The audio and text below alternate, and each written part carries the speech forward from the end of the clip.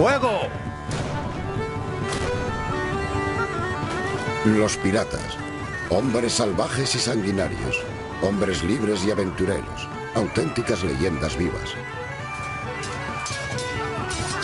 ¿Pero eran estos terroristas del océano tan atractivos como los relatos que les rodean? ¿Cuál es la historia de los verdaderos piratas?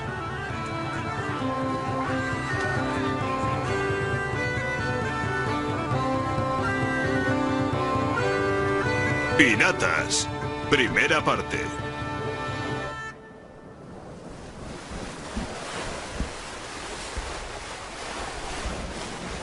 Con una ocupación honesta consigues bajos salarios y duro trabajo. En cambio, con esta entretenida y sencilla actividad, libertad y poder. Una vida corta y feliz sería mi lema.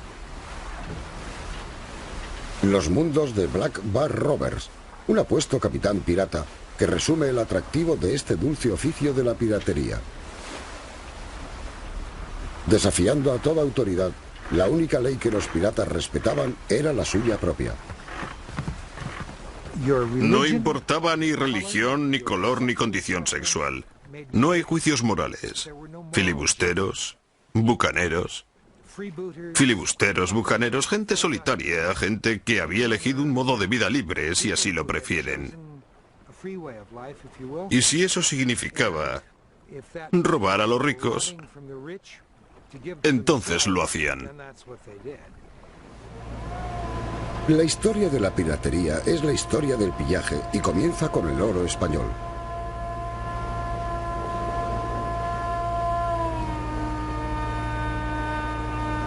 Cuando Colón llegó al Nuevo Mundo en 1492, encontró una tierra de inesperada riqueza.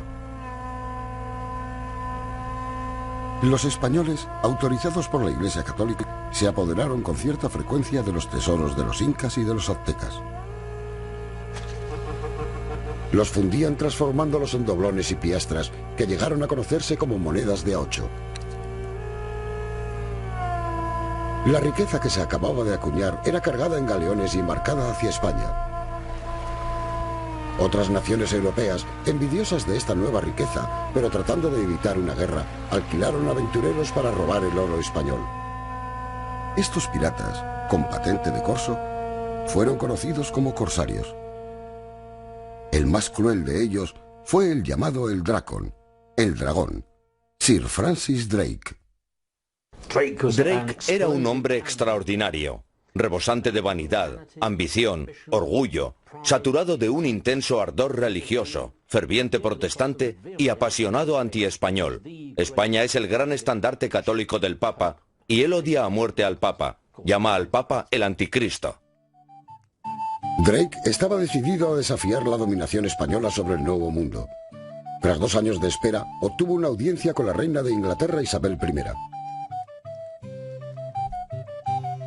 Su plan iba mucho más allá de lo que ningún corsario se hubiese atrevido, arriesgándose incluso a provocar una guerra con España. En cualquier caso, si tenía éxito, haría de Isabel I una reina muy rica. Drake sabía que la plata provenía del otro lado del continente. Aquella costa del Pacífico estaba desprotegida. Era el punto débil del Imperio español. De modo que si se podía llegar hasta allí, se podía llegar al mismo origen del tesoro. Su propósito sería reunir una poderosa fuerza naval, ponerla rumbo a Sudamérica, llegar allí y asaltar a capricho la indefensa costa del Pacífico. El 13 de diciembre de 1577, Drake se hace a la mar con su flota de 5 barcos. El destino se ocultaba en secreto incluso para su propia tripulación.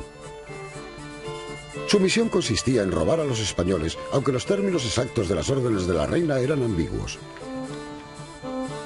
Drake insistía constantemente en que poseía cartas de la reina autorizándole a hacer lo que estaba haciendo. Nadie vio nunca dichas cartas y por lo tanto desconocemos si realmente las poseía o no. Pero no tiene importancia. Cada cual se llevaba lo que podía. No había ninguna ley del mar en aquellos días.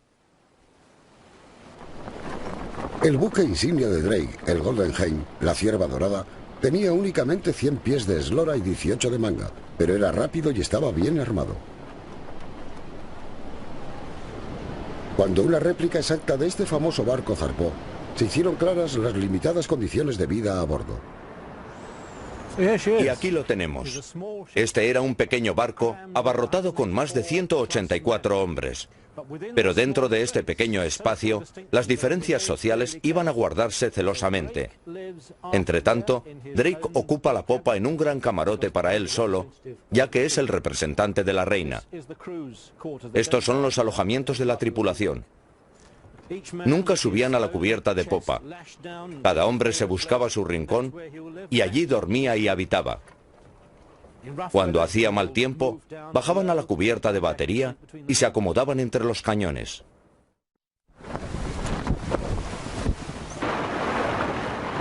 En 1947, el viaje a través del Atlántico del Golden Hind fue reconstruido por el capitán Adrian Small, quien llegó a apreciar la náutica de Drake. Nos dimos cuenta de que era mucho mejor lobo de mar que nosotros. Realizó maniobras con su barco que encontramos muy difíciles de repetir.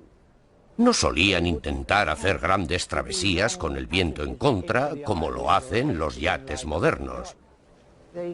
Se dejaban arrastrar y navegaban hacia otras zonas del océano donde era posible conseguir vientos más favorables.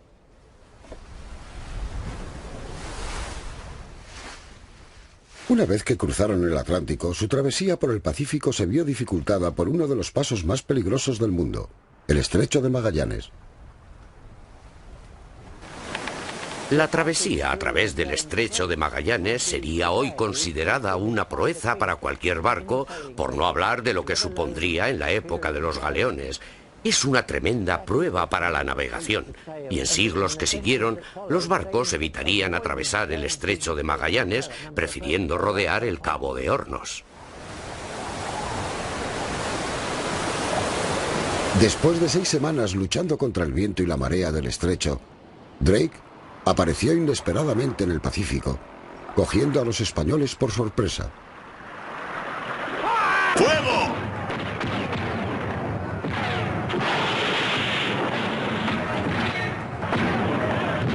Drake alcanzó rápidamente la costa sudamericana en busca del tesoro, atacando a los galeones y saqueando las ciudades indefensas.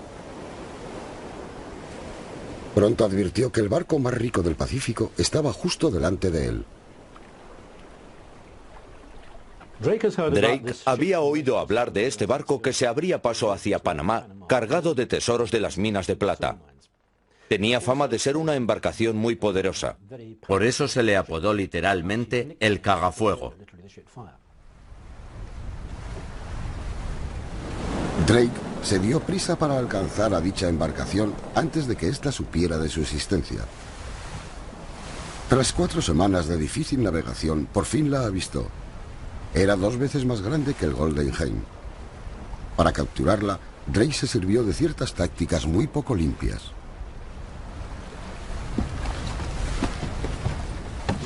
Arroja al mar algunos pesados barriles de agua para aminorar la carga, navegar a toda vela y dirigirse directamente hacia la nave.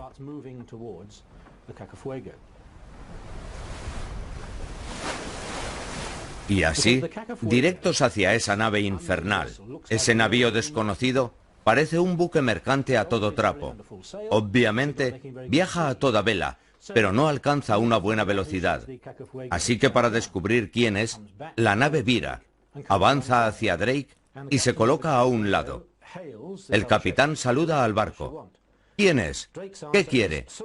La respuesta de Drake es «rendíos». ¿Por qué debería rendirme?, se mofa el capitán. Y por toda respuesta, Drake dispara uno de sus cañones llevándose por delante el palo de mesana.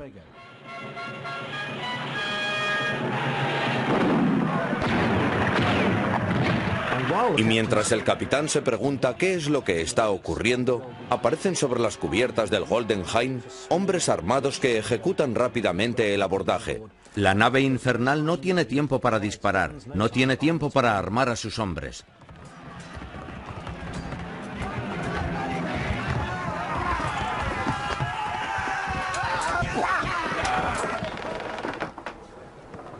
Está acabado. Es un combate corto, feroz y brillante. Drake ha capturado un gran navío.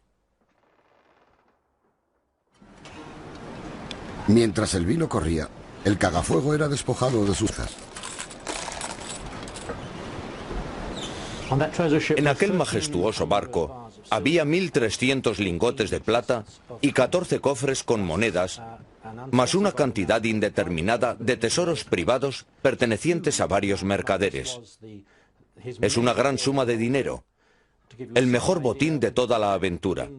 Para que se hagan una idea, cuando regresó a Inglaterra, pudo devolver a los fiadores de la expedición un 4.700% de la inversión hecha y entregar a la reina una cantidad de dinero equivalente al gasto de un año de gobierno. Mucho dinero. Drake fue recompensado con el título de caballero. Su éxito atrajo a muchos nobles y ricos mercaderes a participar en el juego corsario.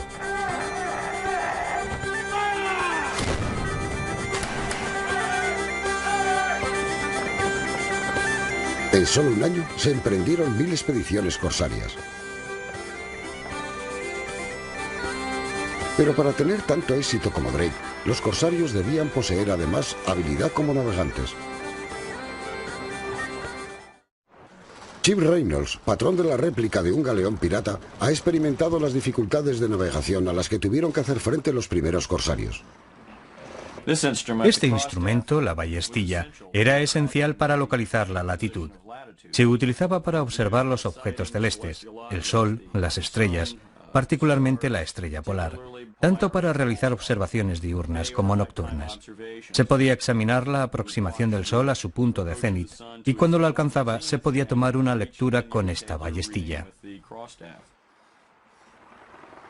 Midiendo regularmente el ángulo entre el Sol y el horizonte, los corsarios navegaban a lo largo de una línea de latitud a través del Atlántico hasta que avistaban tierra.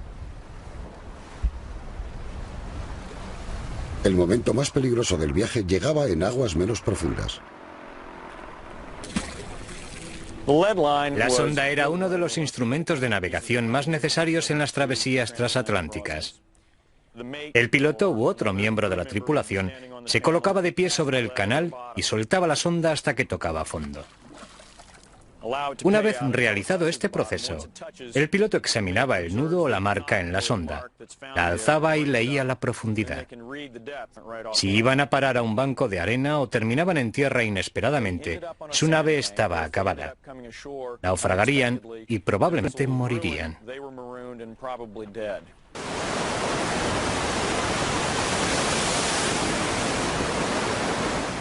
Una cuarta parte de las expediciones corsarias nunca regresó.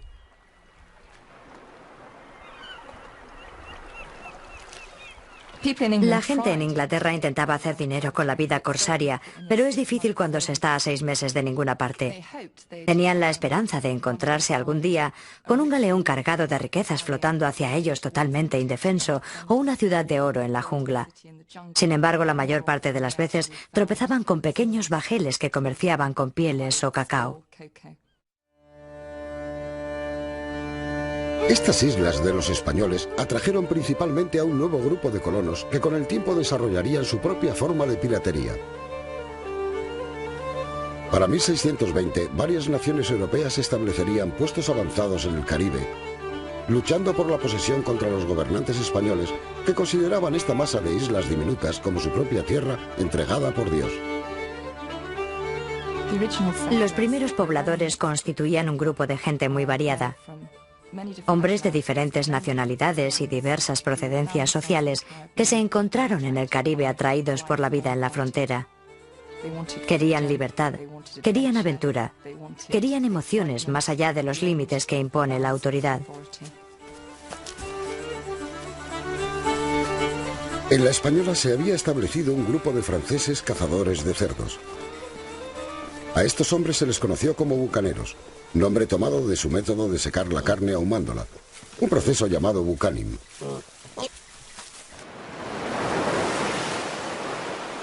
Aunque los galeones que se acercaban compraban carne a los bucaneros, los españoles no veían con buenos ojos la presencia de estos hombres. En 1630 los expulsaron de las colinas. Los bucaneros fueron ahuyentados de la Española por los mismos españoles y entonces se convirtieron en piratas. Se les unió un variado grupo de soldados ingleses y alemanes, hombres de mar y desertores. Juntos formaron un terrible equipo de hombres jóvenes, en su mayoría con edades comprendidas entre los 20 y 30 años.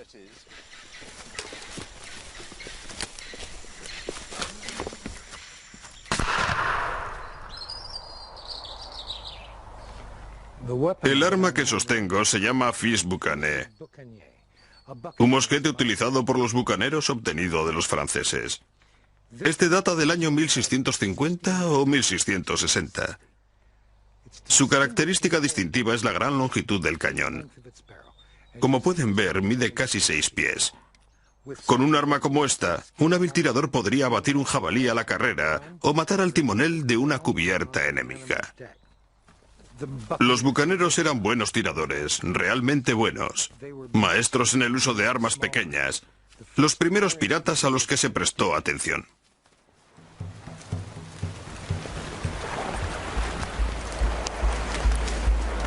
Los bucaneros desarrollaban excepcionalmente su habilidad para el tiro cuando atacaban a los barcos.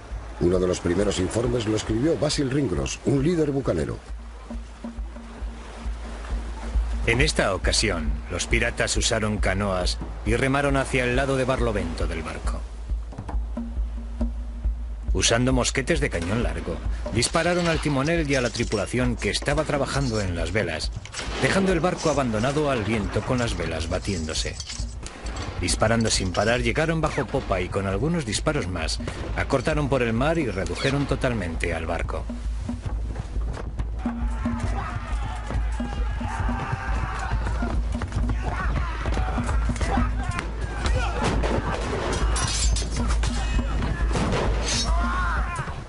Este es el aspecto que tendría un bucanero acercándose a un lado del barco, preparándose para atacar, armado hasta los dientes, excesivamente armado. 2 pistolas, 2 machetes y probablemente, ocultas en algún bolsillo, un par de granadas de mano para arrojarlas sobre cubierta con el fin de causar el máximo terror. Una chaqueta untada con alquitrán o brea que ofrece algún tipo de protección contra las heridas de arma blanca. Como puede verse, si se hace un corte, ofrece alguna protección. ¿Cómo se siente uno con todo esto encima? Extremadamente incómodo, acalorado y pesado. En realidad eran terroristas curtidos y batalladores. No eran gente agradable, perfectamente capaces de utilizar sus armas. Eran tiradores extremadamente certeros, además de buenos espadachines y muy efectivos con los machetes. Gente sumamente desagradable y terrorífica. La pistola era el arma de fuego de ataque de los piratas, buena para un solo disparo. Una detonación y luego, ya que era grande y pesada, se lanzaba contra el enemigo tan pronto como lo tenían a unos 10 pies de distancia. Esa era la distancia preferida, pero a ese alcance era letalmente efectiva. La granada, el arma favorita de los piratas. Una carcasa de hierro esférica de unos 12 centímetros de perímetro, cargada con 170 gramos de pólvora con una mecha, hueca y con un compuesto dentro, encapsulada y sellada con cera, de forma que ninguna chispa perdida pudiese penetrar en ella. Cuando estaba encendida, tardaba unos 6 segundos en explotar y podía ser lanzada a unos 27 metros. El trabuco. El arma favorita a bordo. Se dice que era el arma preferida de Barbanegra. Estaba cargada con un puñado de balines y cuando se disparaba creaba una devastación absoluta en un amplio radio de las cubiertas. Había que dispararla así, desde esta posición, de forma que cuando retrocediese, ya que su retroceso era brutal, se pudiese amortiguar de esta manera. Si se cometía el error de colocarla contra el hombro, te lo rompía. Pero todas las armas de fuego eran de un solo disparo y debían ser recargadas. El instrumento principal de cualquier acción de abordaje era el machete, un arma para lanzar estocadas o hacer cortes, usada una y otra vez. Era corta de forma que no se enganchasen los aparejos si se la estaba blandiendo en cubierta. También se la podía blandir sobre un apretado grupo de hombres.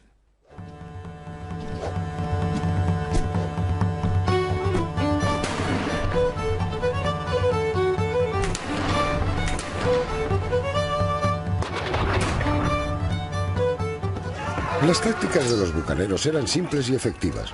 Para 1665 el 15% de todo el oro español terminó en sus manos. No solo robaban los tesoros, sino que también se llevaban el barco.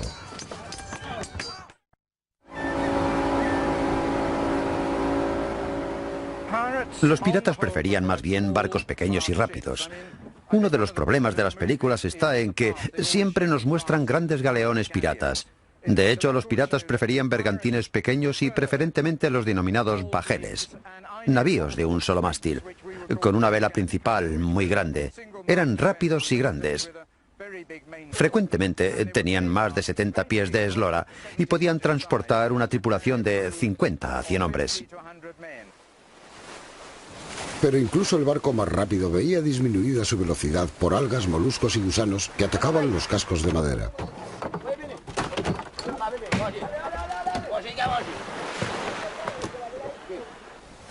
Bien, si el barco permanece en el agua 2 meses, 3 meses, tendrás un montón de trabajo que hacer para limpiarlo, ya que los moluscos y gusanos lo corroerán.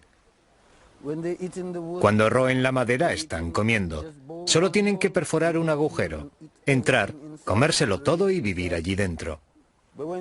Cuando han terminado puedes ver perfectamente cómo está podrido. Ya sabes, como el cartón, carcomido.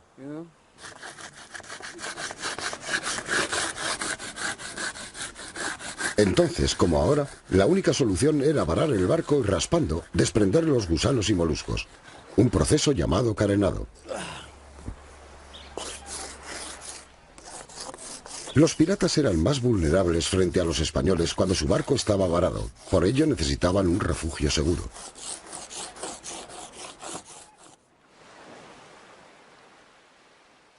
La base más popular se encontraba en el centro del Caribe, en la isla de Jamaica, donde los británicos habían establecido una colonia, Port Royal.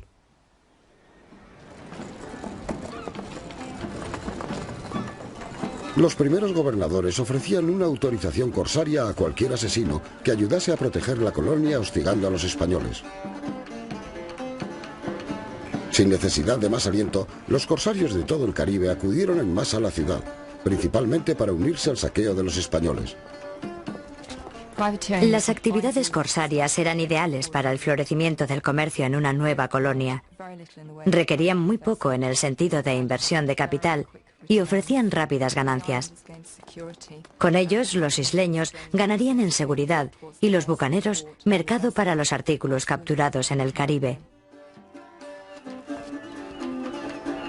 Port Royal se granjeó rápidamente la reputación de ser la ciudad más perversa del Caribe.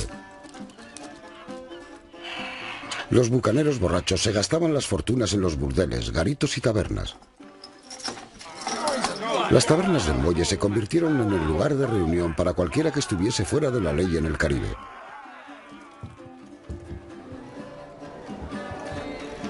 Un sacerdote recientemente llegado de Inglaterra describió el estilo de vida que él encontró. Dado que la mayoría de la población estaba formada por piratas, asesinos, prostitutas y algunos de los seres más viles del mundo, sentí que mi presencia allí no era de utilidad.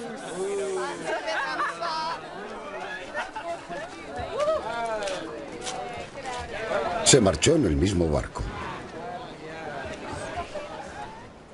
Richard McClure ha recopilado los vestigios del pasado salvaje de Port Royal. Bien, estas botellas son de vino, redomas, como se las denominaba en el siglo XVII. Se pueden encontrar botellas de vino por toda la zona en grandes cantidades. Veamos, gran cantidad de vino era flojo, por eso preferían beber vino que agua en malas condiciones. Me imagino que sería más saludable beber vino que agua. Hola, señor. Por supuesto que si te pasabas era otra cosa. Tenemos aquí algunas jarras de estaño. Esta estaba manufacturada siguiendo el modelo de un platero. Miren, es la plata de un hombre pobre. Y la pieza del pulgar, aquí en la tapa, es sumamente interesante. Se trata de una cabeza de Baco, señor del vino, y un asa muy elaborada. Es una pieza muy bonita, probablemente francesa.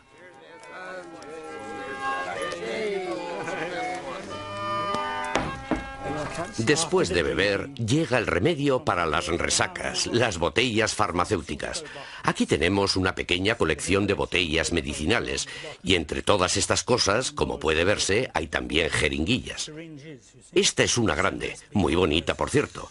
No me pregunten qué medicina iba dentro. Ellos tenían toda clase de cosas extrañas para tomar. Sin problemas. Pipas de arcilla que encontramos a miles. Todo el mundo fumaba en aquellos días. Veamos, una pipa era muy barata. Entras en una taberna y te dan una cazoleta. No debes dejar caer la pipa porque es muy frágil. Quiero decir que tú estás hablando y gesticulando, haciendo aspavientos con una mano y de repente el tubo de la pipa se te rompía con un chasquido. Simplemente cogías otra pipa. Esta ya se la han fumado. Se puede ver el lugar donde el tabaco la ha quemado. Además, se pueden adivinar fácilmente los nombres de los fabricantes por las iniciales grabadas en la pipa. L.E. Llewellyn Evans, fabricante galés. La evidencia de un pasado cosmopolita aún se puede encontrar en la gente de hoy en día.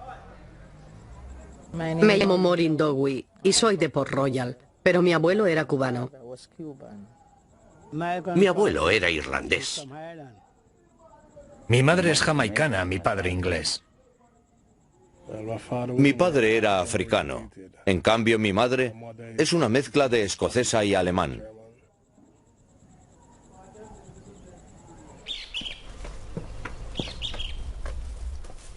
El hijo más famoso de Port Royal era un galés. Llegó en 1665 y uniría a los bucaneros en la más formidable fuerza de ataque que el Caribe haya visto jamás. Se llamaba Henry Morgan. Henry Morgan era de algún modo el hombre que todos los bucaneros habían estado esperando. Uno de sus tíos era general de división, el otro teniente coronel, y llegó a ser vicegobernador de Jamaica. Siendo lo que era, conocía las tácticas militares, lo llevaba en la sangre. Morgan realizó su aprendizaje y adoptó inmediatamente los métodos clásicos de los bucaneros: golpear y saquear. Tras desembarcar en una isla desierta, los bucaneros marchaban por tierra y entraban en la población por la retaguardia. Les gustaba llegar temprano, los domingos por la mañana, cuando la gente estaba en la iglesia. Generalmente se concentraban en atacar ciudades apartadas de las rutas principales de transporte de tesoros, ya que estaban mucho menos defendidas. En 1660, algunas ciudades habían sido saqueadas 3, 4, 5 o 6 veces. Esta gente se enfrentaba claramente a nuevos ataques. El insaciable apetito de Morgan por conseguir más botín le condujo a atacar ciudades más grandes. Pronto se obsesionó con la joya de la corona: Panamá, el eje dorado del Imperio Español.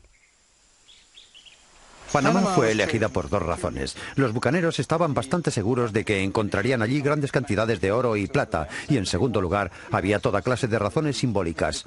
Era la gran ciudad española en el centro de América, y si ellos pudieran capturarla y mejor aún, quemarla hasta los cimientos, acabarían con la influencia española y sería una vergüenza para los españoles. La ciudad de Panamá se halla situada en la costa del Pacífico. Los españoles pensaron que era segura porque estaba protegida de los piratas del Caribe por 18 millas de jungla. Para tomar Panamá, Morgan necesitaría reclutar una armada y eso es lo que hizo. El punto de reunión estaba en la costa sur de la Española. 38 barcos y unos 2000 hombres respondieron a su llamada. Fue la mayor fuerza de bucaneros que jamás se haya reunido. El plan de Morgan era simple y atrevido. Navegaría hasta la boca del río Chagres y arrollarían el fuerte español. Desde allí continuarían en canoa corriente arriba.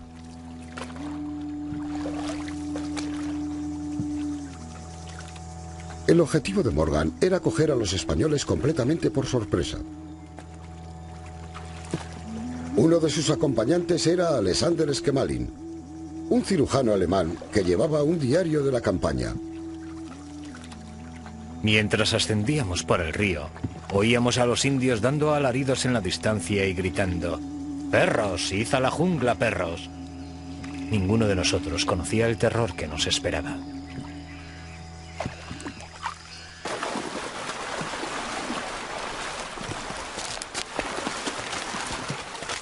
En la parte alta del río, Henry Morgan abandonó las canoas. El río era demasiado superficial en ese punto, y de allí en adelante se abrieron paso a machetazos a través de la jungla. Creo que para nosotros es ciertamente imposible comprender en realidad las condiciones a las que se enfrentaban. Nubes de mosquitos picándoles todo el tiempo, toda clase de criaturas desagradables, sanguijuelas que se pegaban a sus pies mientras caminaban por el agua.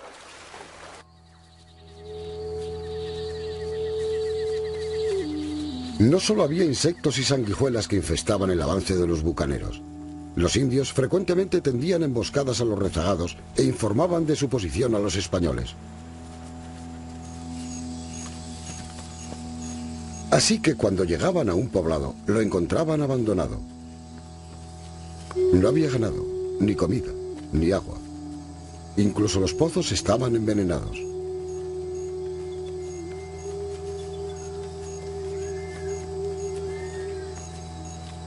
Los bucaneros llegaron a estar tan hambrientos que se vieron obligados a comerse sus propias botas. En primer lugar, cogían el cuero y lo troceaban. Luego lo golpeaban entre dos piedras y lo frotaban a menudo, sumergiéndolo en el río para flexibilizarlo y suavizarlo. Por último, quitaban el pelo y lo hervían en un fuego. Lo cortaban en trocitos y se lo comían, ayudándose de frecuentes tragos de agua. Algunas personas que no hayan salido nunca de la cocina de su madre, puede que se pregunten cómo estos piratas podían tragar y digerir trozos de cuero. A ellos les digo, si experimentasen alguna vez el hambre que pasaron los bucaneros, harían a ciencia cierta lo mismo.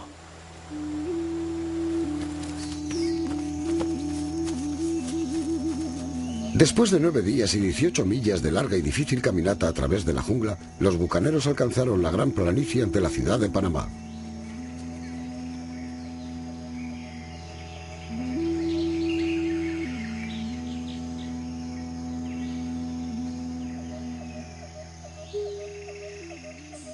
A las 7 de la mañana, Henry Morgan condujo a sus hombres fuera del bosque, a la planicie, y marcharon sin tregua hacia la ciudad. Don Juan, el gobernador de Panamá, tenía a todos sus hombres alineados delante del campo que conducía a Panamá. Casi 2000 hombres, incluyendo jinetes. El punto flaco es que solo 300 son soldados profesionales. El resto son sirvientes negros, granjeros y civiles que acaban de ser reclutados para completar el número, frente a 4 escuadrones de duros bucaneros, incluyendo un grupo de tiradores franceses especialmente terroríficos porque podían disparar con sus mosquetones a más larga distancia que los españoles. Se colocaron en posición de batalla. Los bucaneros necesitaban ocupar el terreno al este de la ciudad, de forma que el sol diese en los ojos del enemigo. Morgan envía a uno de sus escuadrones a capturar una colina que, según observa, domina el campo de batalla. Los españoles creen que en realidad se bate en retirada por alguna extraña razón. Rompen filas y comienzan a atacar en un caos total.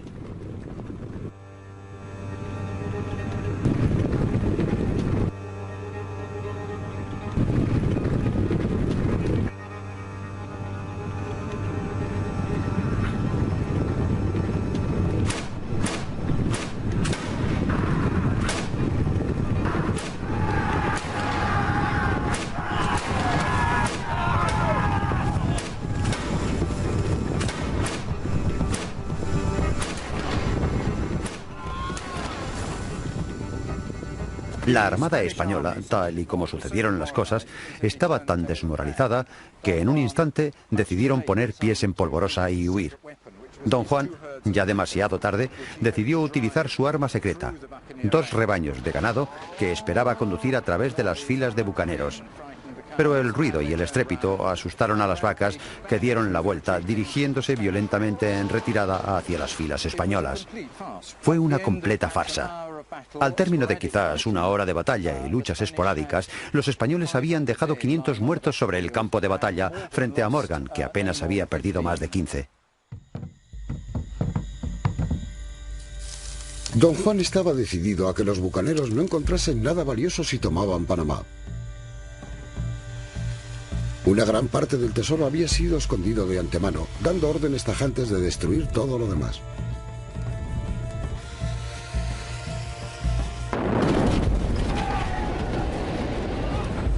Durante varias horas reinó el caos, mientras los españoles incendiaban su propia ciudad.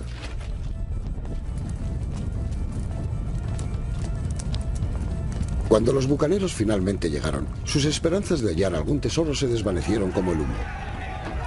Moviéndose de casa en casa, dejando un rastro de desolación, torturaron a todo el que se negó a entregarle su oro. Pero el objeto más valioso estaba todavía por descubrirse.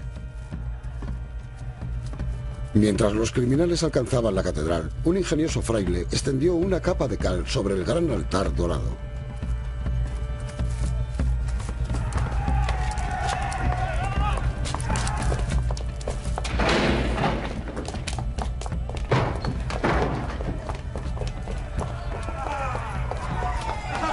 El altar todavía estaba mojado, pero el truco funcionó y los bucaneros perdieron la mayor joya de todas.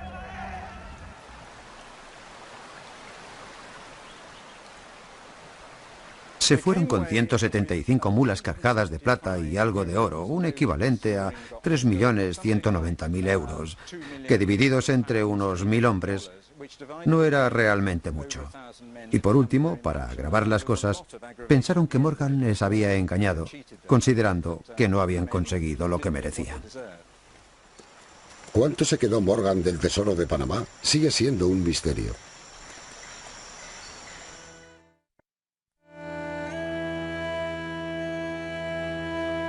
De acuerdo con la leyenda, la plata de la iglesia de Port Royal formaba parte de su botín personal de la expedición.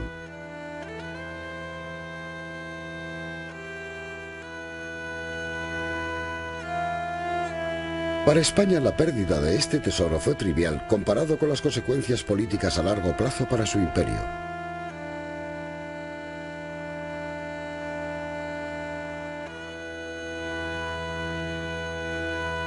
La reina de España lloró cuando tuvo la noticia del saqueo y destrucción de Panamá. Pidió la cabeza de Morgan el pirata como castigo. Los británicos lo consideraron bajo otro punto de vista. Para apaciguar a los españoles, Morgan fue arrestado y enviado a Londres. Pero cuando llegó, recibió una bienvenida de héroe y volvió a Jamaica como Sir Henry Morgan, vicegobernador.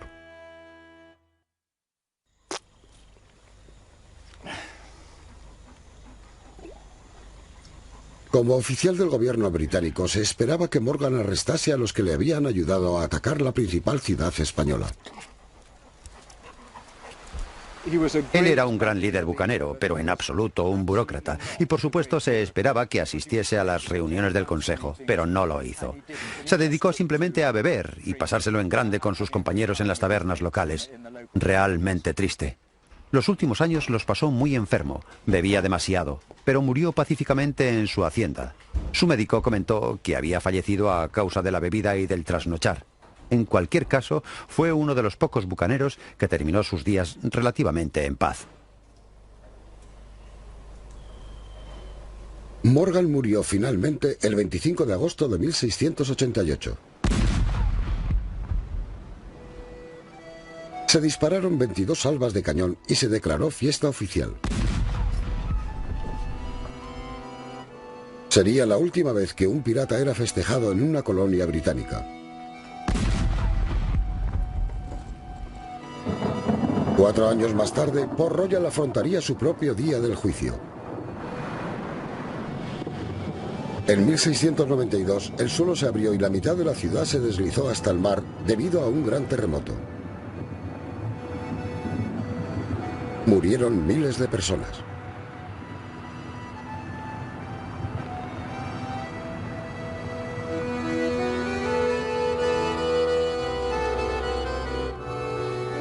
Las ruinas sumergidas de Port Royal son ahora todo lo que queda de la ciudad más perversa de la Tierra. Y los bucaneros, tan útiles para los británicos a la hora de establecer sus colonias, estaban ahora proscritos, fuera de la ley. Pero la historia de la piratería no termina aquí. A pesar de perder su autorización para cometer pillajes, los piratas encontrarían nuevos puertos que saquear y continuarían siendo el azote de los mares. Los siguientes 30 años llegarían a ser conocidos como la Edad Dorada para ellos.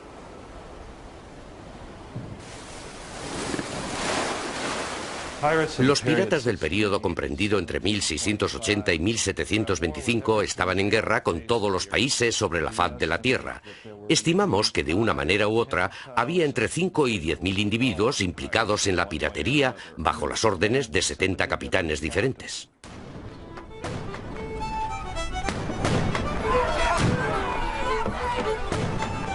Los piratas de la Edad de Oro consideraban cada océano su campo de juegos, y en particular las frágiles rutas comerciales que se abrían hacia el este desde Europa y las colonias.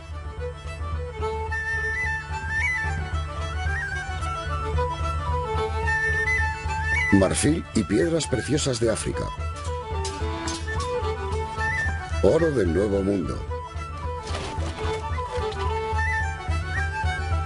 Sedas y especias de la India que cruzaban los océanos en indefensos galeones cargados de tesoros.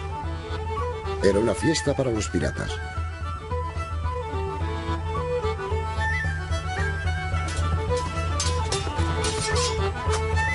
Estos ataques comenzaron a suponer una amenaza real para el comercio mundial. Pero los navíos europeos estaban demasiado ocupados luchando entre sí como para intervenir. Consciente de ello, un viejo lobo de mar llegó al gobierno británico. Su nombre era William Kidd. Kidd era un corsario retirado que residía en Nueva York cuando obtuvo su nombramiento para acorralar a los piratas. El gobierno inglés no intuyó sus verdaderas intenciones y en 2 años se convertiría en el pirata más famoso del mundo.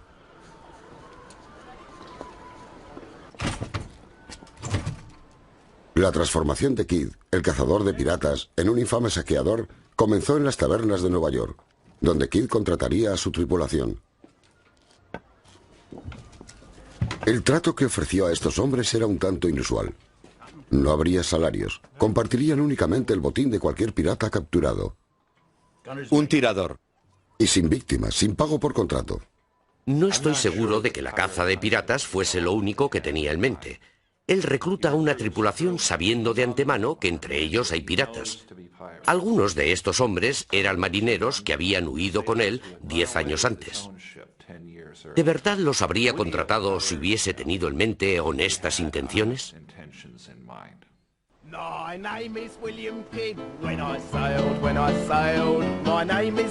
En 1696, Kidd zarpa con su variopinta tripulación con destino a las Indias Orientales.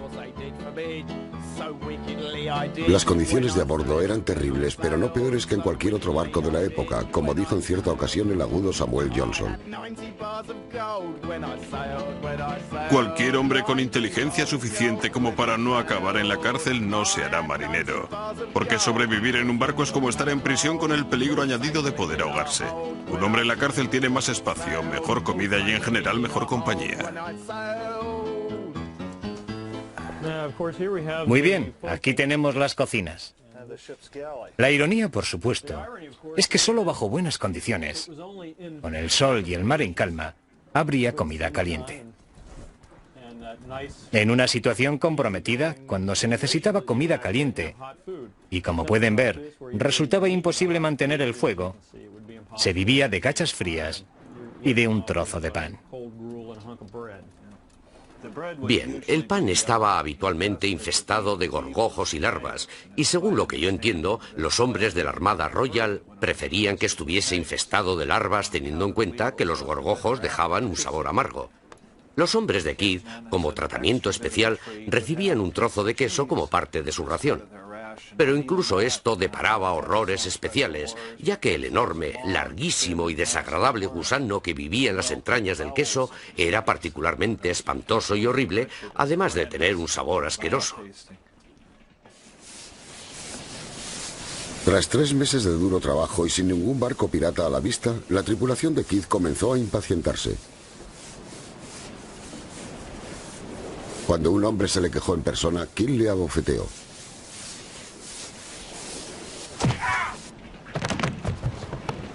El artillero William Moore murió 2 días más tarde. Era un capitán firme y decidido, de trato difícil, la clase de capitán con una enérgica personalidad que podría fácilmente llevar a la tripulación a amotinarse. Por otro lado, la clase de capitán audaz y resuelto que tendría éxito a menudo.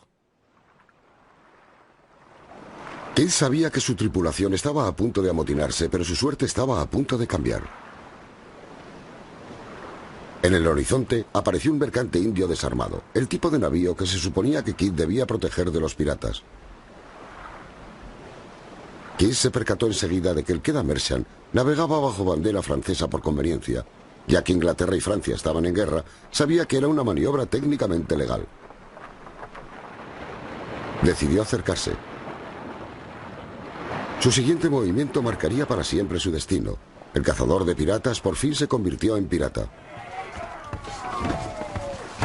En las bodegas descubrieron un tesoro de gemas y de sedas.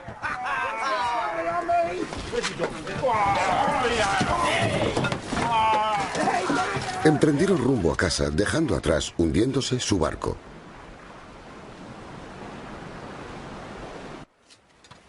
Cuando los mercantes indios descubrieron el robo de Kidd, amenazaron con paralizar en adelante el comercio con Inglaterra hasta que fuese llevado ante la justicia.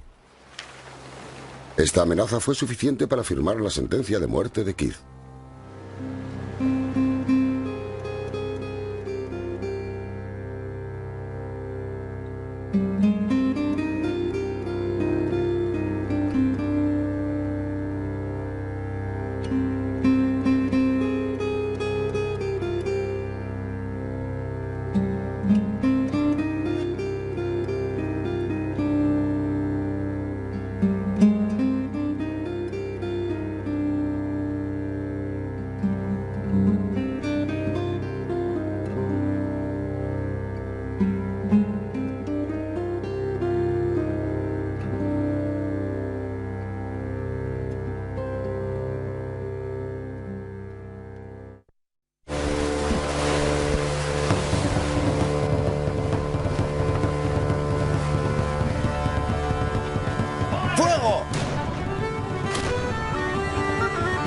Los piratas, hombres salvajes y sanguinarios, hombres libres y aventureros, auténticas leyendas vivas.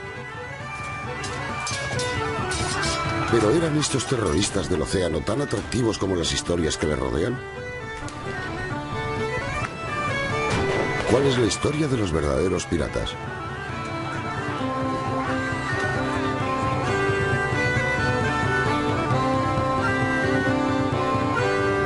Piratas, segunda parte.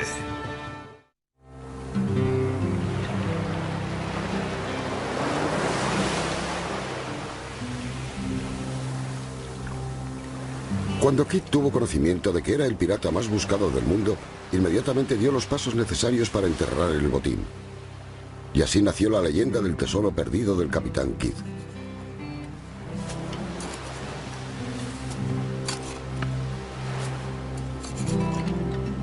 Puede que lo ocultase en una isla al sur del mar de la China. Nunca se ha encontrado nada.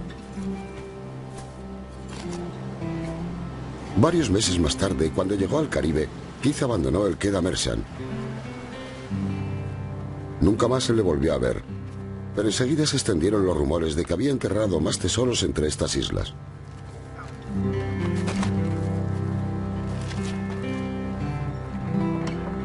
En el otoño de 1699 fue avistado de nuevo a bordo de un pequeño balandro en Lord Island Sound. Únicamente aquí en las Islas Gardiners ha sido encontrado el último de sus tesoros enterrados. 738 onzas de oro y 3/4 y 847 onzas de plata y media, 6 balas de ropas preciosas, muselinas, sedas, tisú de oro y exóticos productos de las Indias.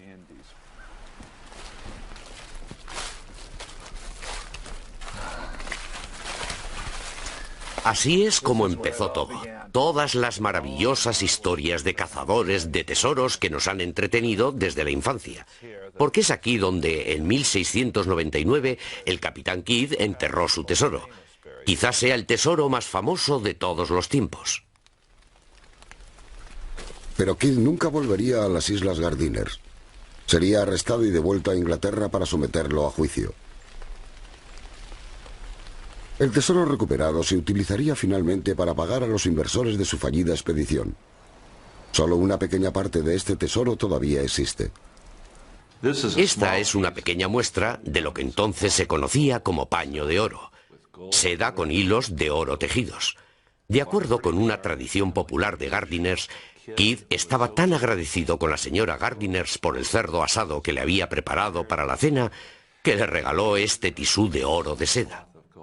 Más tarde acabaría transformando en vestidos para sus hijas, guardando como reliquia familiar el retal de uno de los vestidos.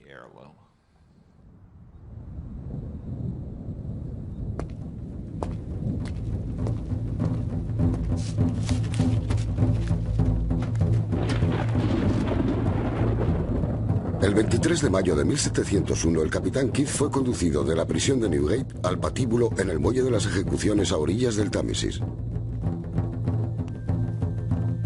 Una multitud de 200.000 personas acudieron para ver colgar al famoso pirata.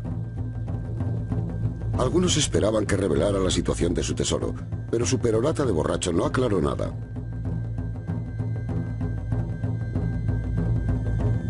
La mala suerte le persiguió hasta el final. Cuando le colocaron la soga alrededor de su cuello y ya se estaba balanceando, esta se rompió. El capitán Kidd tuvo que ser colgado 2 veces. Su cuerpo fue cubierto con brea y atado con cadenas. Permaneció colgado a la entrada del Támesis durante 4 años, un aviso para las embarcaciones que olvidaban el precio de la piratería. Pero en la Inglaterra del siglo XVIII uno podía ser ejecutado por robar un pollo. Muchos jóvenes preferían probar suerte como piratas antes de arriesgarse a afrontar los peligros que acechaban en cada puerto.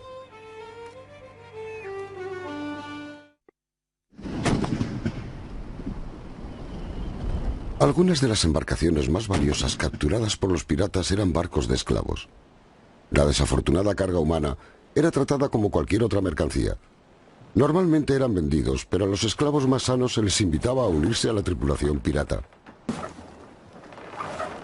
Para un hombre negro capturado por los piratas significaba una oportunidad única, ya que a bordo de estos navíos los esclavos eran tratados como iguales. Sabemos incluso que unos cuantos fueron elegidos oficiales y capitanes de tripulaciones predominantemente blancas. Algunos de los piratas con más éxito de la historia eran hombres negros. Realmente es una terrible ironía que durante los primeros años del siglo XVIII, quizá el lugar más favorable en el mundo occidental para un hombre negro fuese la cubierta de un barco pirata.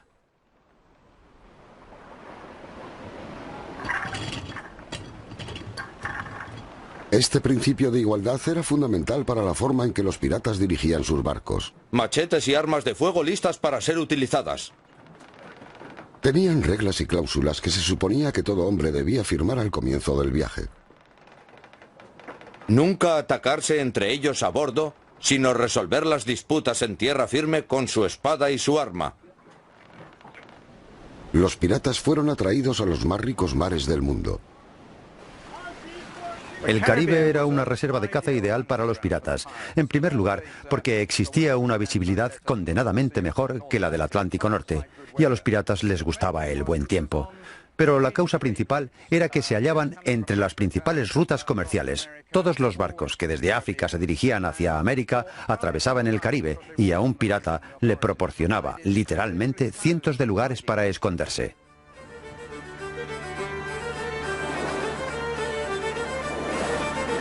Treinta años después de la desaparición de Port Royal, los piratas crearon una nueva base en el Caribe. La isla de Nueva Providencia en las Bahamas se había convertido en una república pirata, gobernada por los mismos piratas.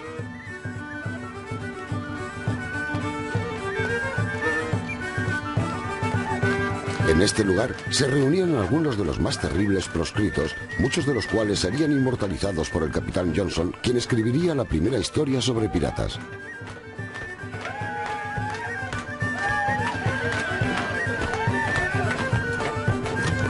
Uno de los más famosos fue una joven arpía llamada Anne Bonny.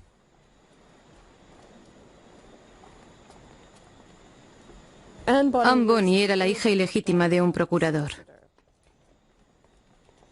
Deshonró a su padre escapándose con un hombre a quien el capitán Johnson describió como un ser que no valía siquiera una moneda de 4 peniques. Creo que como era marinero defraudó las expectativas de sus padres. También se menciona en la historia que ella tenía un temperamento violento. Quiero decir que se cuenta la anécdota de que ella le cortó la nariz a una mujer en una pelea.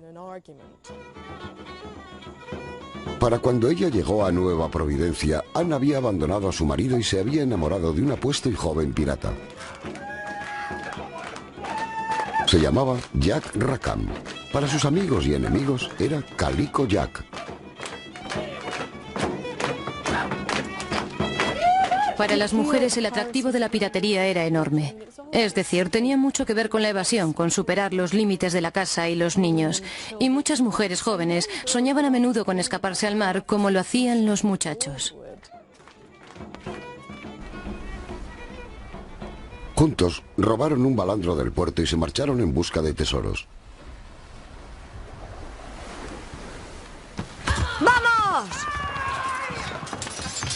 En pocos días tuvieron suerte y atacaron un mercante alemán con destino a Jamaica.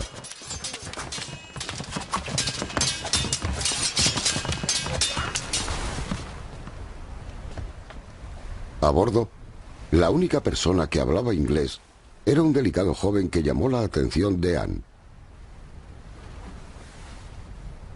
El nombre del chico era Mary Read. Uno de los puntos de similitud entre la historia de Mary Read y Anne Bonny es que Mary Read también era hija ilegítima. Sin embargo, esta última había crecido como un hombre desde su nacimiento, a causa de la muerte de su hermano, que era el legítimo. Su madre la había hecho pasar por su hermano ante su suegra para conseguir de la familia mayor apoyo e ingresos. Y a la edad de 13 años, su madre, que estaba pasando por muy malos momentos, envía a Mary a trabajar como sirviente de una mujer francesa. Aburrida de los quehaceres domésticos, Mary escapó a Flanders, donde luchó en las guerras de secesión españolas como soldado de caballería. Cuando las guerras terminaron, se disfrazó de marinero y se unió a un barco alemán que se dirigía a Jamaica.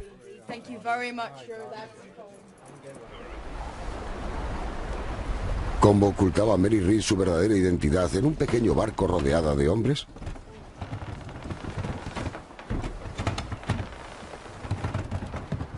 Después de 10 años de experiencia navegando en grandes barcos, Nicky Alfred puede imaginar perfectamente las dificultades por las que pasó Mary.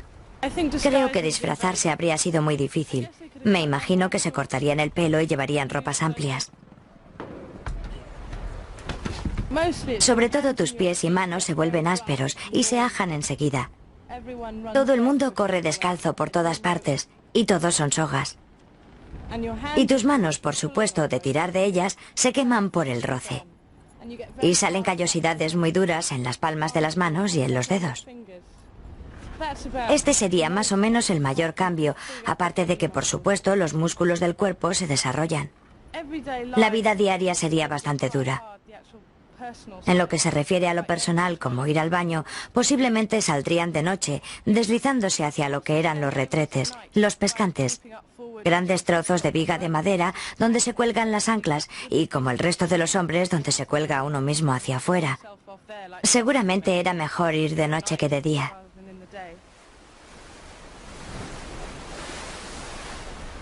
Cuando Anne Bonny y Mary Read se encontraban en el mar, estaban más allá de los convencionalismos sociales. Los hombres las aceptaban como iguales y aprendieron a respetar su ferocidad en la batalla.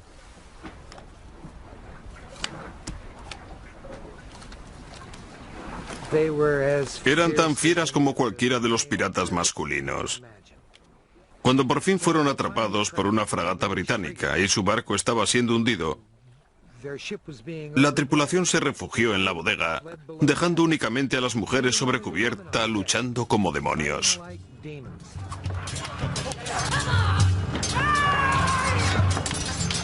Las dos mujeres permanecieron desafiantes hasta el final, pero sus días de piratería se habían acabado.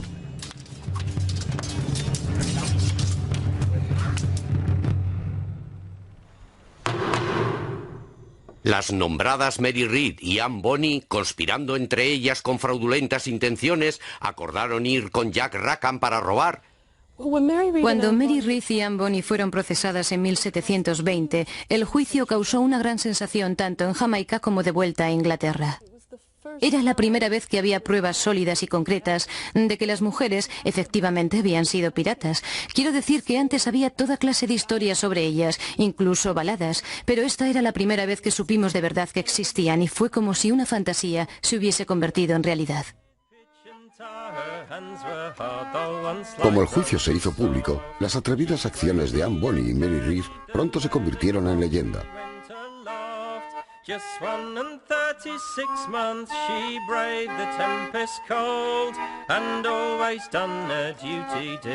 Los testigos, aterrorizados, testificaron contra ellas. Las dos mujeres eran muy libertinas, blasfemando y jurando sin parar. No parecían retenidas o detenidas por la fuerza. Las dos mujeres llevaban pantalones de hombre. Cada una tenían un machete y una pistola, y blasfemaban y echaban pestes a los hombres para que me asesinaran. Sabía que eran mujeres por el tamaño de sus pechos. Anne y Mary permanecieron en silencio ante el tribunal. Por último fueron enviadas a la horca. Pero compartían un último secreto que podía salvarles el pellejo. Aunque fueron procesadas y sentenciadas a la horca, no se pudo llevar a cabo la sentencia, porque las dos estaban embarazadas, y el derecho inglés prohibía en tal caso la ejecución. Y se realizó un reconocimiento. De este modo escaparon de la soga del verdugo. Mary Read tuvo a su hijo, pero los dos morirían de fiebre en los trópicos de Jamaica. Nadie sabe qué pasó con Anne Bonny, pero no fue ahorcada.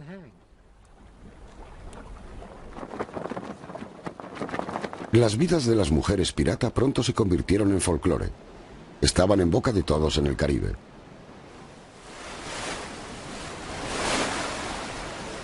En el Caribe tenían un método común de ataque. El barco pirata divisaba un barco en el horizonte. Se acercaba y le seguía durante un rato intentando descubrir cuántos hombres había a bordo, si estaban bien armados y si valía la pena abordarlo. Entonces se aproximaba un poco más, probablemente ondeando banderas amigas para crear sensación de seguridad en la tripulación. Puede que incluso se acercaran directamente y pidiesen agua o algo parecido. Y entonces, en el último momento, toda la tripulación aparecía sobre cubierta haciendo el mayor ruido posible para provocar el máximo terror.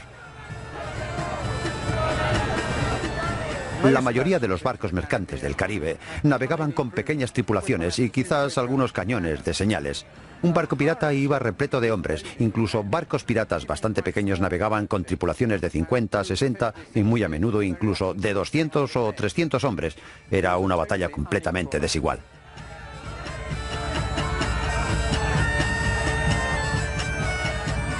La intimidación suponía todo. Y el mejor símbolo de terror de los piratas era la bandera negra. Huesos, esqueletos, calaveras, fémures en aspa, a veces una mano huesuda, todos símbolos de muerte. La muerte era lo que la víctima podía esperar si no se rendía inmediatamente. La bandera pirata más antigua era una sencilla tela roja. Jolie Rouge la denominaban los franceses, que significa la roja bonita. Los ingleses la llamaban la bandera sangrienta. Se usó hasta cerca del 1700 cuando fue reemplazada por la bandera negra, la clásica con la calavera y los huesos cruzados.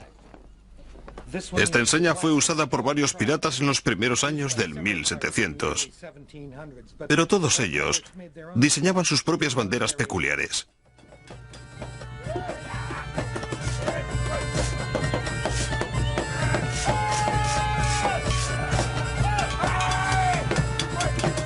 Los piratas confiaban en capturar el barco sin disparar un solo tiro. Sin rendición solo quedaba una vía de acción: hacer fuego sobre el costado del barco.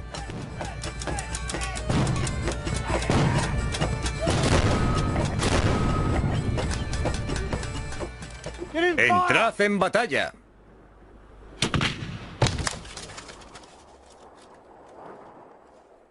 Los mortales efectos del impacto de una bala de cañón han sido analizados por el armero Colin Herriot.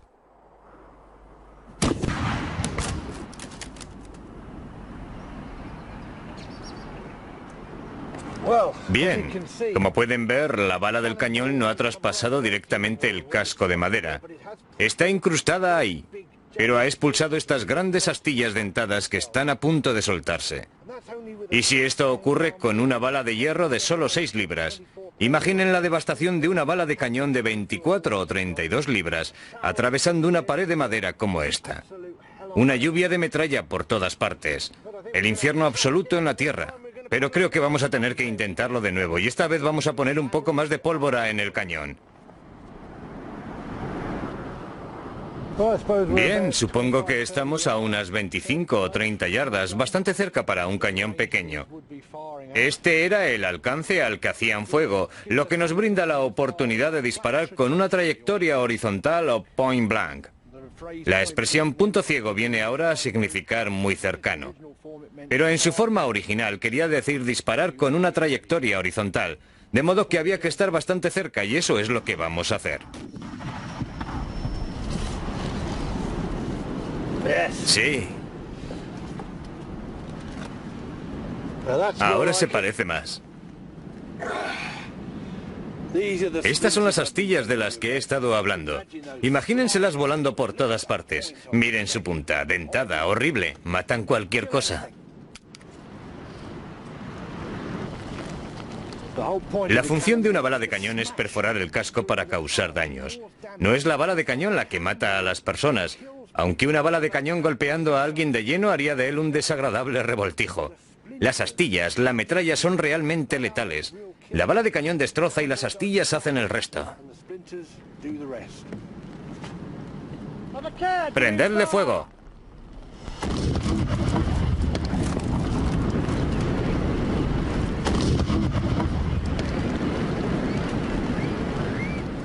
No había anestesia, no había antisépticos, y por amargas experiencias, ellos sabían que a no ser que el miembro fuera amputado, se gangrenaría, se infectaría. Y ciertamente, el único modo efectivo de tratar una herida grave en un miembro era amputando dicho miembro. Tomemos, por ejemplo, un marinero herido por una bala de cañón con una fractura complicada en una pierna. Lo colocaríamos sobre la mesa. Sus compañeros le pondrían un trozo de cuero entre los dientes para evitar que gritara demasiado. Otro hombre para sujetar la pierna. Ahora tengo que comenzar por detener la hemorragia. Si hubiera alguien cualificado o un ayudante de cirujano, le haría que presionara en la arteria femoral, lo que reduciría la hemorragia. Probablemente no dispondría de nadie tan cualificado, así que realizaría un torniquete alrededor del muslo para detenerla, muy doloroso pero muy efectivo. Luego tendría que moldear los colgajos de piel y cortar por el músculo, de forma que los colgajos de piel envolvieran el muñón de hueso de esta forma. Hecho esto, practicaría una incisión sobre la piel utilizando un cuchillo de amputar lo más largo y afilado posible. Cortamos los colgajos de piel, cortamos el músculo, desechamos el cuchillo, cogemos la sierra, cerramos la tibia y el peroné, los dos huesos bajo la rodilla. En todo este proceso, siendo hábil, hubiera utilizado 30 o 60 segundos.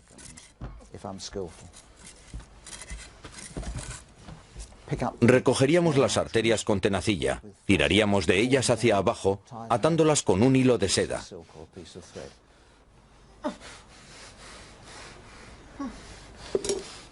Le pondríamos una venda, le quitaríamos el torniquete y fin del procedimiento. Daríamos al paciente un par de pastillas de opio, un buen trago de ron y le retiraríamos de la mesa. El 50% de los amputados moría dentro del primer año de gangrena.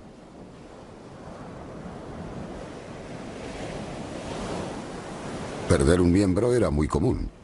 Así las historias de piratas de una sola pierna como Long John Silver estaban basadas en la dura realidad.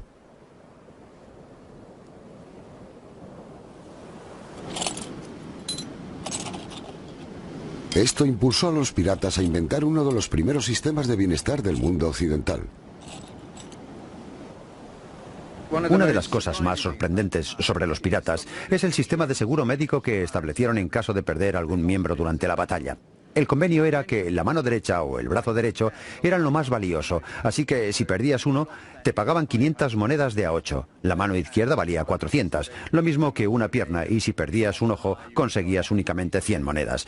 Dice mucho de la forma en que establecían sus reglas en una época muy poco democrática.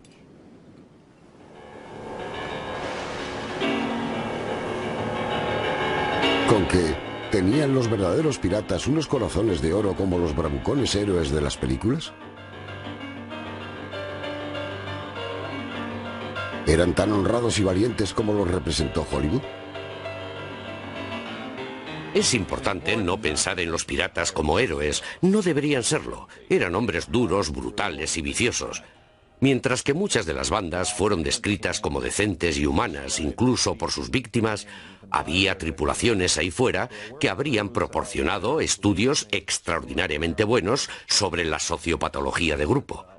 La brutalidad pirata cumple con todo lo que hayamos visto en las películas y lo sobrepasa. La forma de castigo más cruel que utilizaban los piratas en el cine era ser castigado a arrojarse al mar caminando por el tablón. Pero solo hay un caso registrado de que algo parecido ocurriese.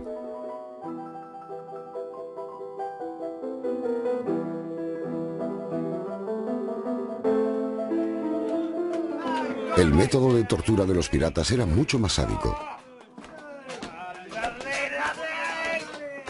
Torturaban a sus víctimas para conseguir información sobre algún tesoro y algunas veces únicamente por venganza. Iban particularmente a por el capitán, y si se descubría que el capitán había sido cruel con la tripulación, le cortaban simplemente la garganta y lo tiraban por la borda o lo torturaban antes de tirarlo.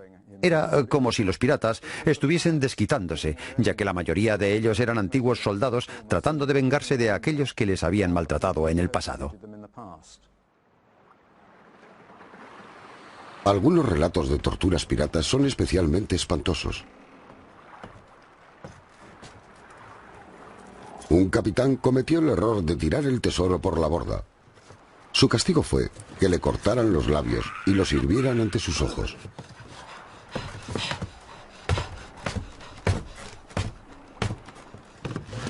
Otro pirata psicópata se especializó en rajar la tripa de sus víctimas y obligarles a bailar sin parar con los intestinos colgando fuera.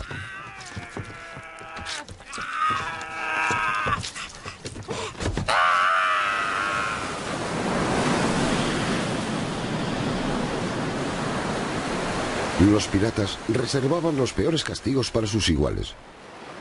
Estar aislado o ser abandonado en una isla desierta es un destino que hoy en día podemos considerar como el paraíso. Pero abandonado con una sola botella de agua y una pistola, el pirata debía hacer frente a una muerte prácticamente segura. Y este fue el castigo que inspiró a una de las mejores historias de supervivencia en una isla desierta: Robinson Crusoe. Robinson Crusoe fue claramente el más famoso de todos los náufragos, pero Daniel Defoe se basó en un personaje real, Alexander Selkirk. Este era un pirata escocés que acompañaba a una expedición corsaria. Tuvo una discusión con el capitán de su barco, quien le abandonó en la isla de Juan Fernández. Lo abandonaron junto a cierta cantidad de cosas. Tenía una pistola, un hacha, un cuchillo y una Biblia que le ayudó siempre a superar los malos momentos. Pasó allí 4 años y 4 días, y cuando finalmente fue rescatado, apenas sabía hablar inglés.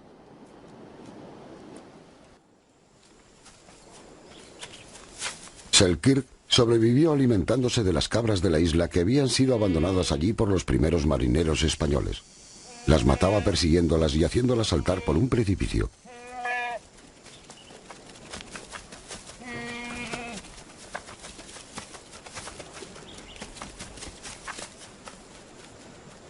Cuando se aburría, enseñaba a bailar a las cabras y sobrellevaba su melancolía recitándose salmos en voz alta.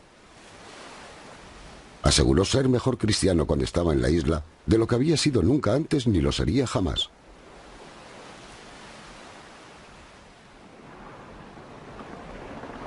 Alexander Selkirk fue rescatado por el capitán Ward Roger. Este entregó un ultimátum del gobierno británico a los piratas del Caribe. O bien aceptaban una indulgencia real para septiembre de 1718 o se enfrentaban a la soga del ahorcado.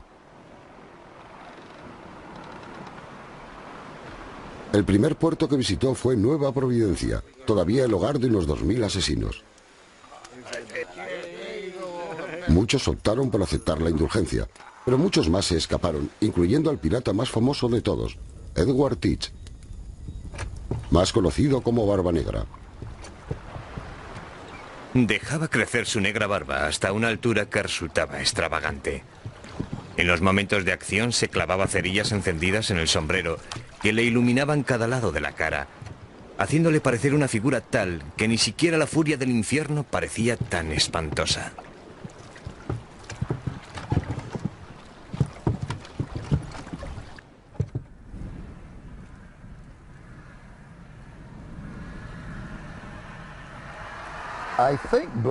Creo que Barba Negra consiguió exactamente la reputación que quería. Barba Negra era con mucha probabilidad mejor actor que yo. Creo que Barba Negra era un hombre que tuvo la habilidad de asumir sus limitaciones y construir sobre ellas un personaje que todavía recordamos 300 años después de su muerte. Quizá Barba Negra nunca mató a nadie.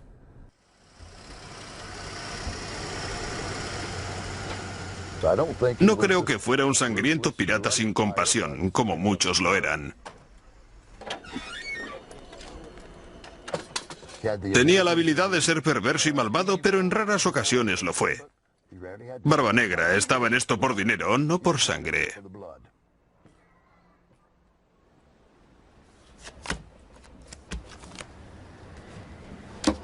En una desafortunada ocasión, estaba jugando a las cartas con su primer ayudante Israel Hans. Hans fue lo suficientemente estúpido como para dejar que su capitán colocase las cartas boca arriba. Estás jugando limpio, Hans. El señor Hans cojeó desde entonces. Ya saben, le había volado la rótula. Mi reputación continuó creciendo. Así, pronto, fui respetado como el pirata más temido que nunca se haya hecho a la mar. Todo acerca de Barba Negra era excesivo. En lugar de llevar una pistola, llevaba 6. En lugar de tener una mujer, tenía 14. Asimismo, Barba Negra capturó el barco más grande, una fragata francesa que rebautizó con el nombre de la venganza de Queen Anne. Tenía 40 cañones y una tripulación de 300 hombres. La rodeó con una flotilla de pequeños navíos, su propia armada pirata, que utilizó para atacar a unos 50 barcos.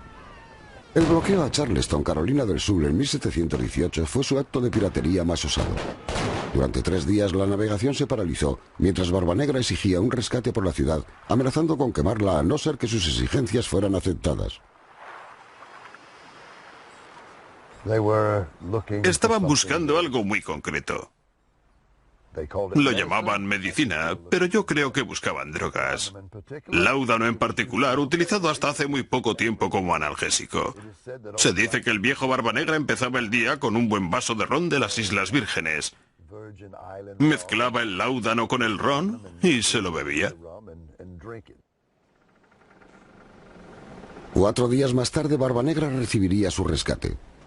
Había paralizado la navegación a causa de una pequeña caja de medicinas que apenas costaba 84.000 pesetas.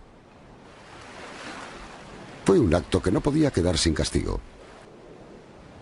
Para cuando alcanzó Carolina del Norte, Barba Negra tenía puesto precio a su cabeza.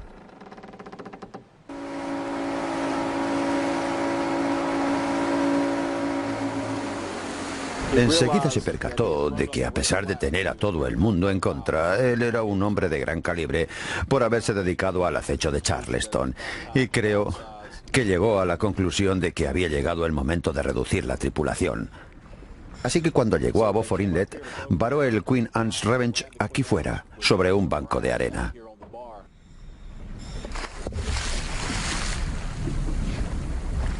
En 1997, el arqueólogo marino Dave Moore y su equipo investigaron un barco hundido que parecía ser el Queen Anne's Revenge. Encontraron un par de anclas y muchos cañones, lo que sugiere que era un barco grande.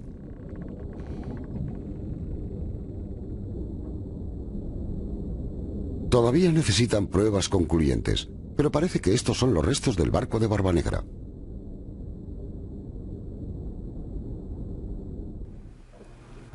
Esta es una pequeña campana recuperada del lugar.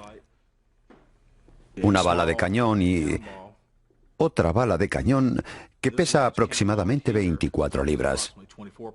Un cañón de latón protegido por una chapa de plomo. Y aquí tenemos otro tema interesante. La chapa de plomo que se conocía como mantelete y se ajustaba alrededor o se colocaba sobre el extremo del cañón por encima del fogón. Con el Queen Anne Revenge localizado, si realmente podemos probar que lo es, sería el tercer barco pirata que, según tengo entendido, ha sido localizado. Esto le confiere un significado especial a este naufragio en particular, aparte de la obvia asociación con el pirata Barbanegra. Quizás uno de los más famosos piratas que hayan navegado jamás.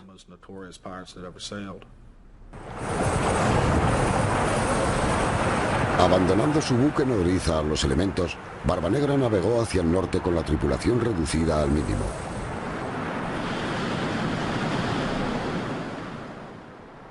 Su destino era su vieja guarida predilecta, la remota isla de Ocracoke.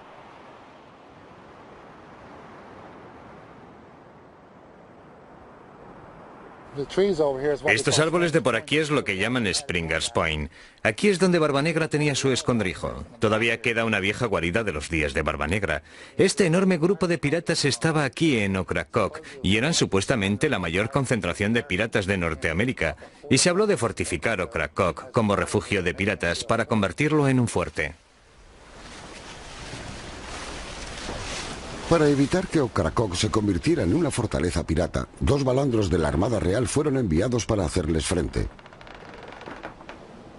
Estaban comandados por Robert Maynard, el más viejo alférez de navío de la Armada, cuya promoción había sido ignorada en 4 ocasiones anteriores. Estaba decidido a no dejar pasar esta oportunidad. El 21 de noviembre de 1718, Maynard arribó a Ocracoke y echó el ancla en la ensenada.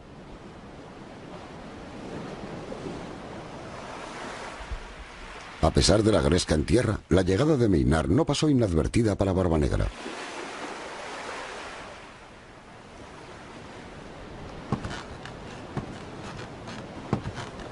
No sabía en realidad quién era, pero se imaginaba que enviarían a alguien para matarlo.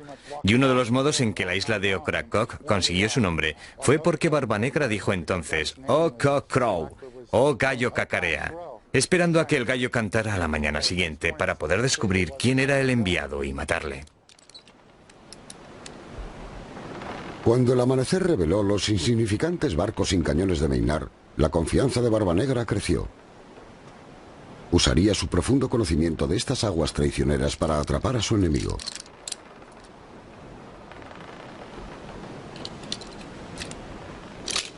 Robert Maynard tenía que virar contra el viento constantemente porque el canal era muy estrecho. Se decía que Barbanegra tenía sus canales secretos cuya ubicación él y solo él conocía, y él haría encallar a los barcos con engaños. Barbanegra atrajo a uno de los bajeles hacia un banco de arena y dio rienda suelta al poder de su batería de costado sobre el navío encallado. ¡Fuego!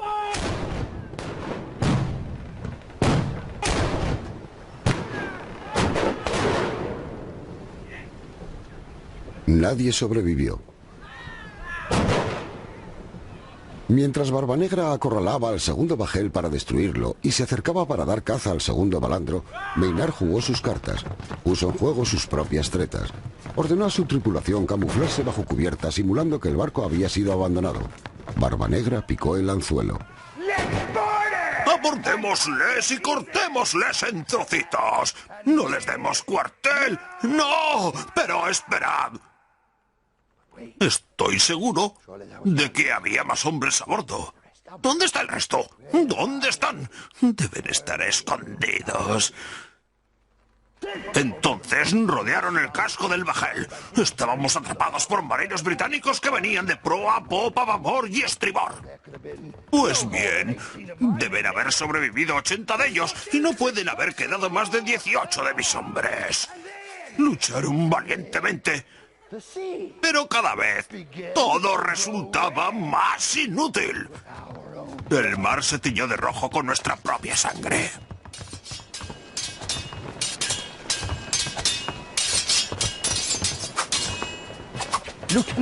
Mientras observaba a Robert Maynard de la Armada Real Inglesa, se volvió hacia mí. ¡Sí que lo hizo! Le miré fijamente. Él me miró a su vez y entonces cobardemente me cortó de un tajo el cuello. Se cuenta que Barbanegra se negó a morir. Cuando su cuerpo sin cabeza fue tirado por la borda, según la leyenda, dio la vuelta al barco 7 veces. Ciertas noches algunas luces vagan por Teach Hall. Se cree que es el cuerpo de Barbanegra que está vagando, persiguiendo su cabeza.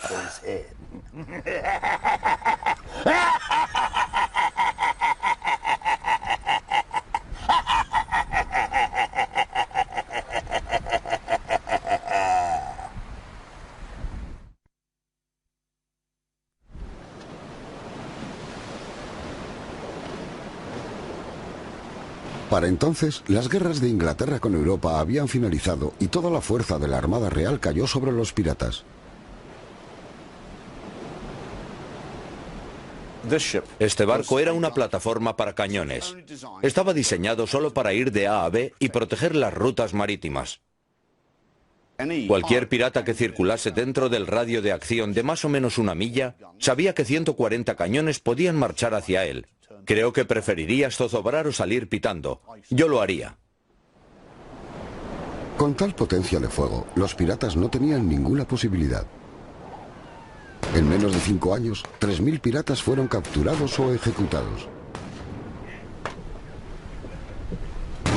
Pero había un hombre a quien incluso la Armada temía. Irónicamente, era un devoto cristiano que nunca había probado el alcohol. Black Bart Roberts. Bartolomé Roberts fue, además del más alarmante y terrorífico, el que más éxito obtuvo de entre todos los piratas. No era el más famoso. Barbanegra era mucho más famoso, aunque poseía una buena maquinaria propagandística. Bartolomé Roberts tenía la reputación de haber atacado 400 barcos en su vida, y yo he leído numerosos informes de los gobernadores de las islas. He leído cuadernos de bitácora de los capitanes y no cabe ninguna duda de que posee un asombroso récord de ataque a barcos. Parece que era un hombre severo y disciplinado, bastante bien parecido, moreno y taciturno, extremadamente cruel en el trato que dispensaba a los barcos que atacaba. Cortaba las orejas y narices de sus víctimas y en ocasiones clavaba a algún marino al mástil como escarmiento ejemplar. Un personaje espantoso.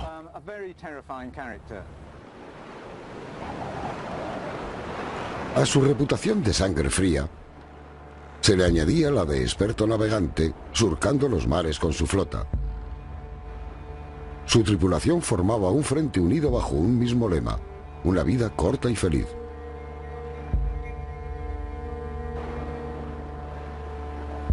Su flotilla recorría las costas occidentales de África, saqueando sistemáticamente los puertos a los que llegaban.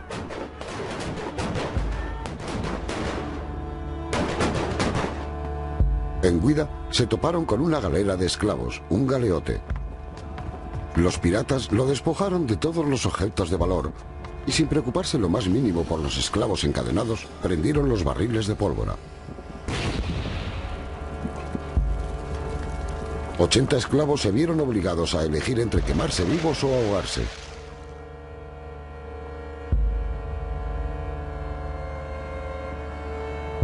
Fue uno de los actos de piratería más cruentos que se conocen.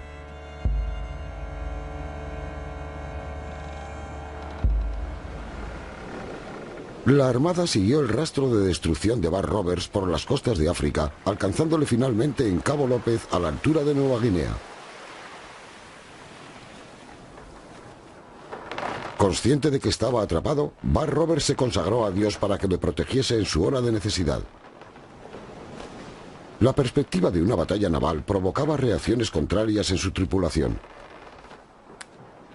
Embarcaron y pasaron lo que podía ser su última noche de borrachera. Creo que debió darse cuenta de que realmente era el fin, porque sabía que iba a luchar contra un barco naval disciplinado. Lo más asombroso es que toda la batalla tuvo lugar bajo una terrible tempestad junto a las costas africanas. Los vendavales barriendo las cubiertas, agua por todas partes.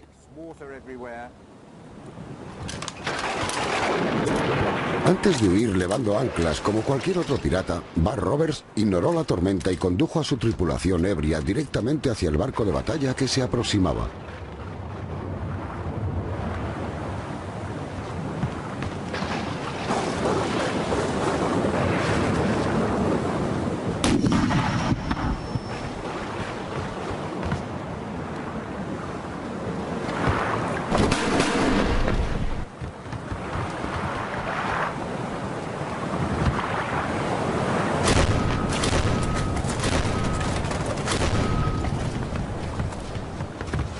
La primera batería de costado del navío inició la inevitable carnicería. Bartolomé Roberts realizó su última batalla.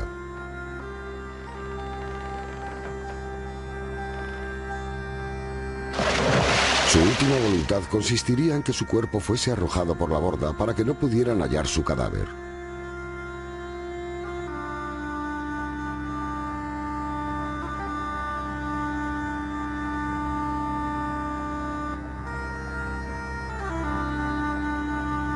La batalla final de Bartolomé Roberts, el más feroz de los piratas, fue el fin de una época. Desde aquel momento en adelante, la Marina realizó únicamente operaciones de limpieza, y creo que mi visión final del término de la gran época de la piratería se centra en las pequeñas islas, más allá de los puertos de mar que rodean la costa del Atlántico. Los cuerpos de los piratas serán cubiertos de alquitrán para evitar que las gaviotas los picoteen, pero también como aviso a los hombres de mar de lo que les puede ocurrir si se hacen piratas.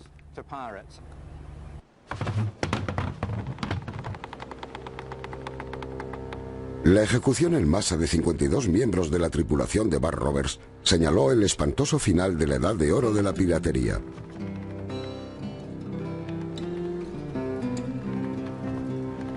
La forma de vida de los piratas se había basado en un ideal utópico. Sin embargo, sus elevadas aspiraciones de igualdad y justa recompensa se habrían teñido con la sangre de sus víctimas. Jamás volverían a reinar con tal superioridad en los mares. Irónicamente, los piratas con los que estamos más familiarizados, hombres como el Capitán Kidd, Barba Negra, Bart Roberts, eran en esencia perdedores. Los piratas de éxito fueron hombres capaces de operar en la sombra año tras año, amasando lentamente una fortuna para terminar sus días muriendo pacíficamente en su cama.